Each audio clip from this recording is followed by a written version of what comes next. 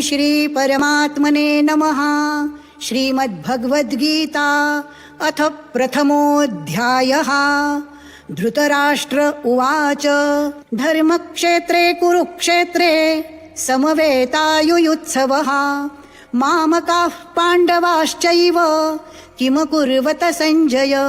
संजय उवाच दृष्ट्वा तु पाण्डवानीकं व्यूढं दुर्योधनस्तदा आचार्यमुपसंगम्य राजा वचनमब्रवीत्।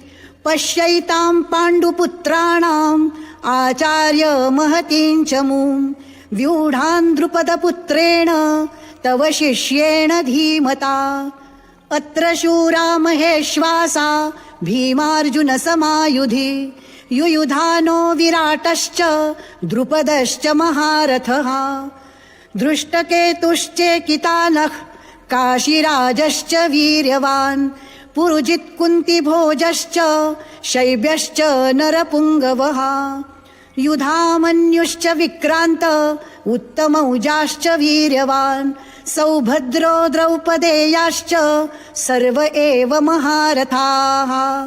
अस्माकं तु विशिष्टाये तान्निबोधद्विजोत्तम नायका मम सैन्यस्य संज्ञार्थं तान् ब्रवीमि ते।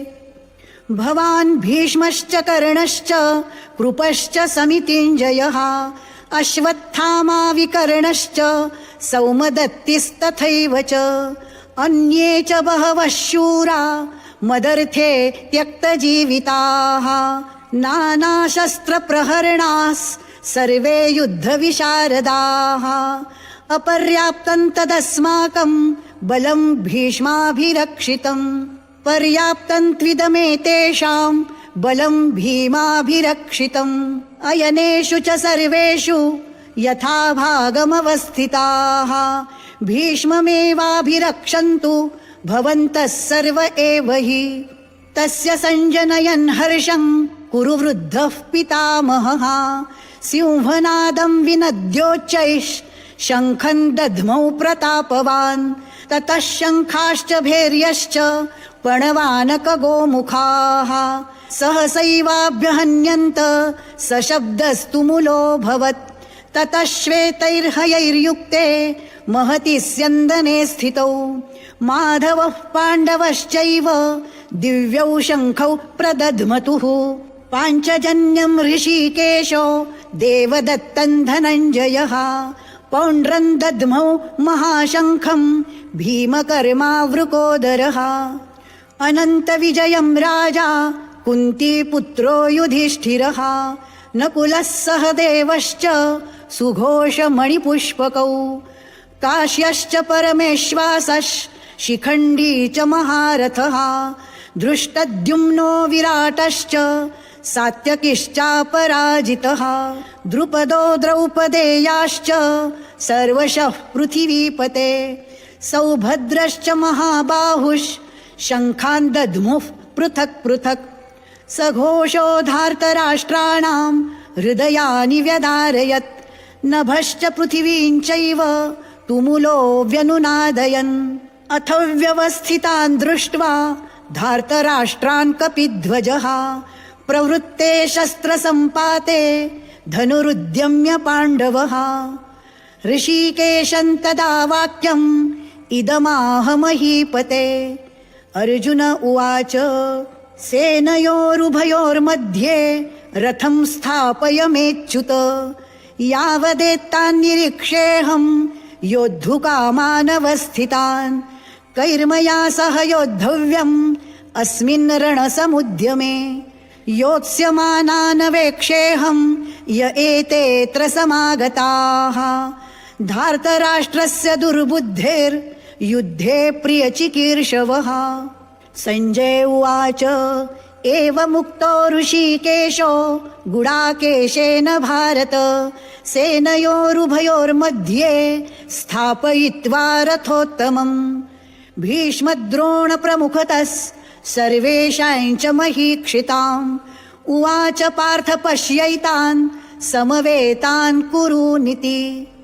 तत्रापश्यत् स्थितान् पार्थः पितॄनथ पितामहान् आचार्यान् मातुलान् भ्रातॄन् पुत्रान् पौत्रान् सखींस्तथा श्वशुरान् सुहृदश्चैव सेनयोरुभयोरपि तान् समीक्ष्य स कौन्तेयस् सर्वान् बन्धूनवस्थितान् कृपया परयाविष्टो विषीदन्निदमब्रवीत् अर्जुन उवाच दृष्ट्वेमं स्वजनं कृष्ण युयुत्सुं समुपस्थितं सीदन्ति मम गात्राणि मुखैश्च परिशुष्यति वेपथुश्च शरीरे मे रोमहर्षश्च जायते गाण्डीवं स्रंसते हस्तात् त्वक्चैव परिदह्यते न च शक्नोम्यवस्थातुं भ्रमतीव च मे मनः निमित्तानि च पश्यामि विपरीतानि केशव न च श्रेयोनुपश्यामि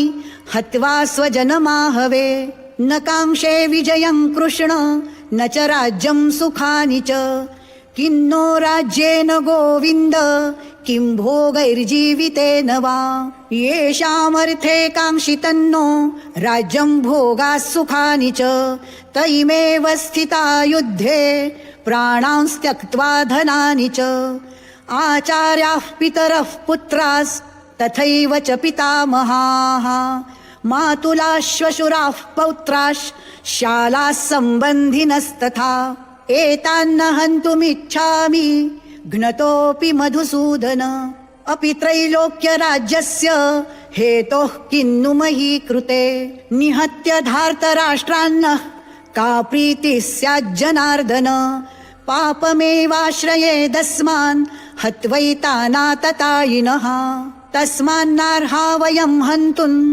धार्तराष्ट्रान् स्वबान्धवान् स्वजनं हि कथं हत्वा सुखिनः स्याम माधव यद्यप्येते न पश्यन्ति लोभोपहत चेतसः कुलक्षयकृतं दोषं मित्रद्रोहे च पातकं कथन्न ज्ञेयमस्माभिः पापादस्मान्निवर्तितुं कुलक्षयकृतं दोषं प्रपश्यद्भिर्जनार्दन कुलक्षये प्रणश्यन्ति कुलधर्माः सनातनाः धर्मे नष्टे कुलं कृत्स्नम् अधर्मोऽभिभवत्युत अधर्माभिभवात् कृष्ण प्रदुष्यन्ति कुलस्त्रियः स्त्रीषु दुष्टासु वार्ष्णेय जायते वर्णसङ्करः संकरो नरकायैव कुलघ्नानां कुलस्य च पतन्ति पितरो ह्येषां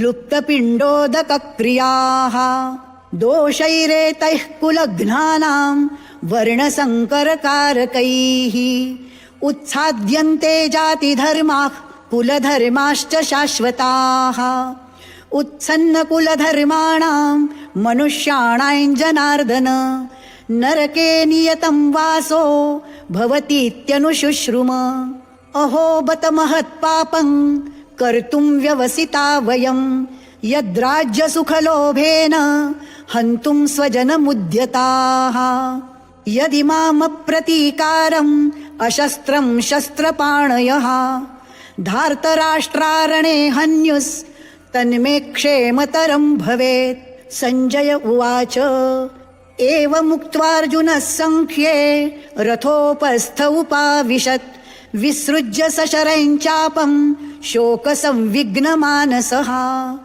ॐ तत्सदिति श्रीमद्भगवद्गीतासु उपनिषत्सु ब्रह्मविद्यायां योगशास्त्रे श्रीकृष्णार्जुनसंवादे अर्जुनविषादयोगो नाम प्रथमोऽध्यायः।